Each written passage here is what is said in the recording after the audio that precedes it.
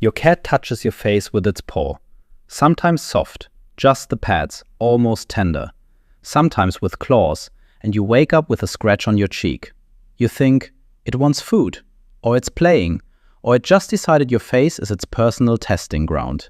You put up with it. Sometimes you get annoyed. Sometimes you move it away and roll over. You have no idea what's actually happening. And that's fine, because what your cat is doing, it's one of the most complex acts of communication a cat is even capable of.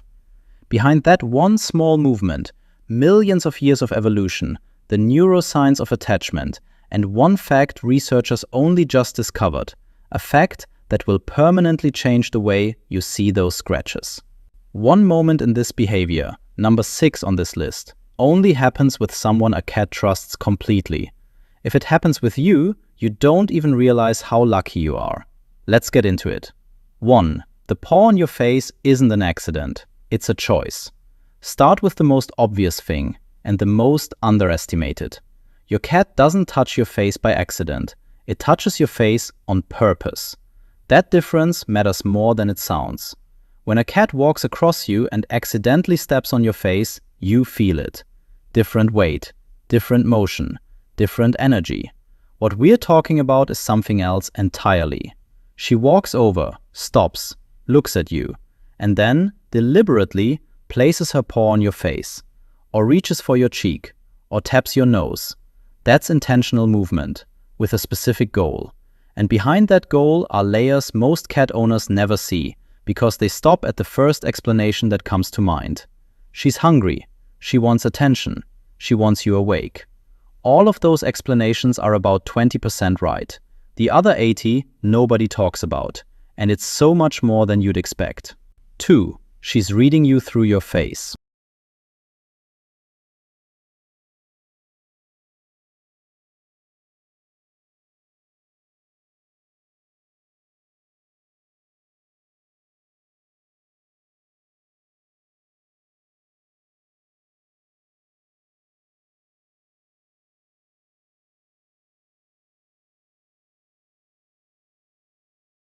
Literally, your face is the most information-dense part of your body, from your cat's point of view.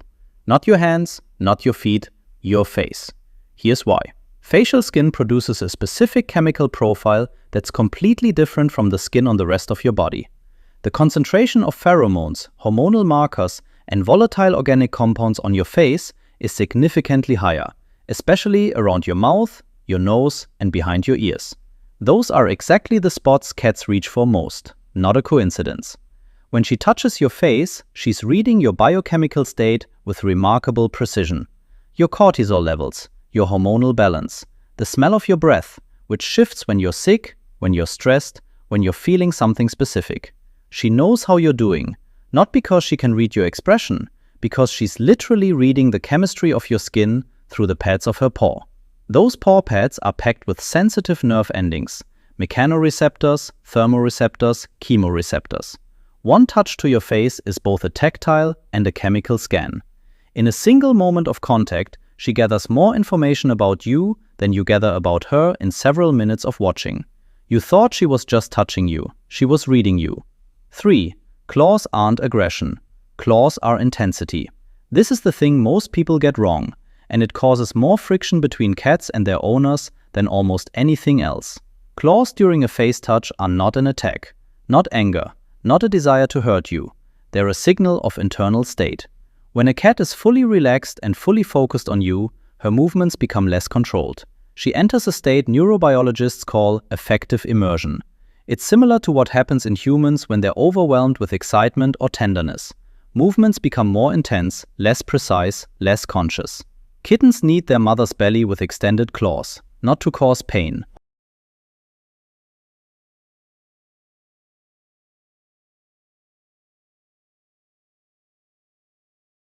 Because the intensity of their need and their physical state exceeds their ability to regulate it. When an adult cat touches your face with claws out, she's in that same state. She is so present with you, so inside this moment, that she loses precision. The scratch on your cheek isn't a mark of aggression. It's a mark of how completely she was with you in that second. That's not a reason to push her away. That's a reason to put a thin blanket between you and let it keep happening. 4. She's checking that you're still here. This is documented and is one of the most quietly moving things science has uncovered about cats in recent years. Cats have a weak grasp of object permanence when something is at rest. Put simply, when you're not moving, not visibly breathing, not making sounds, part of her neural system stops registering you as an active, living presence.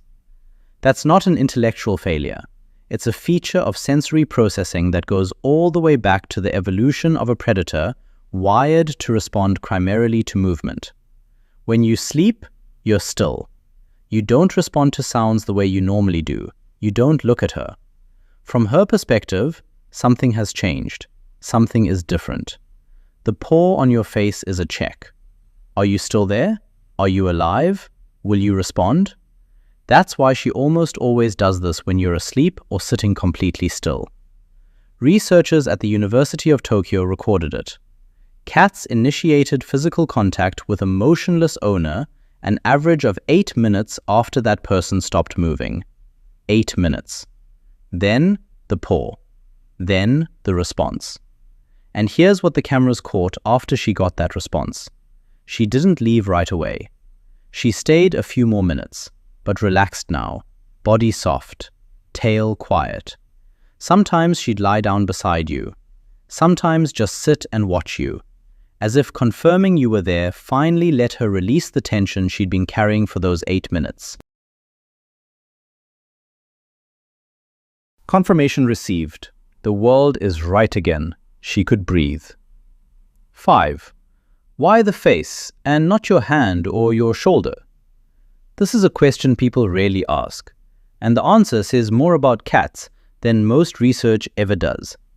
Your face is where you look, where you speak, where you show emotion.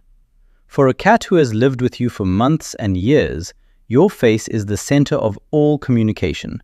It's where the most important signals come from. Your voice, your gaze, your expressions, the smell of your breath that shifts with your mood. When she wants maximum contact, she goes to where there's the most of you. Not your hand that pets her, not the shoulder she sits on, your face, the source. There's another layer. Mutual scent exchange through face-to-face contact is the highest form of social greeting among cats. In the wild, cats rub their faces against each other to create a shared group scent, to mark belonging, to confirm closeness. When she reaches her paw towards your face, she's trying to start exactly that ritual. She wants to mix your scents. She wants you to smell like her. She wants you both to carry the same signature so that any other animal that gets close to you will already know. You're hers. 6. Here's what researchers didn't see coming. I mentioned this at the start. This is the one that changes everything. For a long time, the assumption was that touching a human's face was instrumental behavior. She wants something, food, attention, play, and she's using the most effective tool available to get a reaction. The face responds better than anything else. So, the face, logical, functional, cold. Then the MRI data arrived. A research team at the University of Veterinary Medicine, Vienna, scanned cats' brains during various social interactions with the same region that activates in humans during physical contact with someone they love. When holding a child, when embracing someone they haven't seen in a long time. She's not touching your face because she wants something. She's touching your face because it produces in her brain the same thing love produces in yours. Literally, neurochemically. The act of touching you is, for her, an act of intimacy. Every single time, even when it hurts, especially when it hurts, because those are the moments she is most completely with you. 7. At night, it's different. And you need to know that. Nighttime paw touches are their own category, and most people lump them in with the daytime ones. That's a mistake. The mechanism is different. Cats run on a crepuscular rhythm, peak activity at dawn and dusk. The deep middle of the night is relatively quiet. But around 4 or 5 in the morning, when the light begins to shift, their system switches on. Activity hormones start climbing.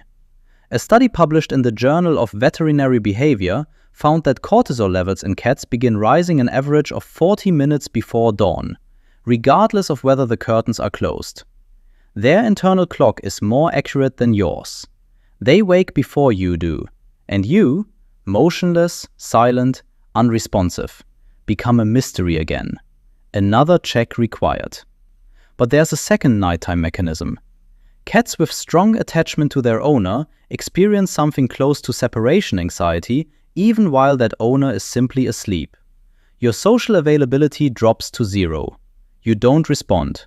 You've gone somewhere, except your body is right here. The paw touch is an attempt to restore the social connection that sleep interrupted. It's not hunger. It's not boredom. It's, I can feel you're here, but you're not answering, and that bothers me. Let me know I'm still yours. One short response, even half asleep, even without opening your eyes, and she settles, because she got what she came for. Not food, not play, you. 8. When it's a warning, not love. This is the last one, and the most important one to actually use. Not every paw on the face is the same. There's the touch that comes from attachment, everything we've been talking about, and there's a touch that signals something is wrong. The difference is context and intensity. The attachment touch. She came close, made contact, got a response, settled down. Soft. Once or a few times. Body relaxed throughout. The anxious or pain-driven touch. Compulsive, repeating. She doesn't stop even when you respond. Pressure harder than usual. Claws deeper. Body tense. Pay close attention if she suddenly starts doing this when she never did before, or if the intensity spikes sharply, or if it comes alongside other changes, refusing food, different litter box behavior, more vocalization than usual. Cats hide pain and illness for as long as they possibly can. That's a wild animal instinct, buried deep. But sometimes they seek contact more urgently than normal, precisely when something is wrong. She can't tell you where it hurts. All she can do is come to you and touch you, again and again, hoping you'll understand. If the quality of her touch has changed, pay attention. It may be the most important signal she has ever sent you. Now you know. Next time she comes to your face and puts her paw on it, don't move her away on autopilot. Stop for a second. She's reading you. She's checking you're still here. She's telling you that you're her person. She's blending your sense. She's triggering in her brain the same chemistry you call love. And if there are claws, it means she's so completely with you that she lost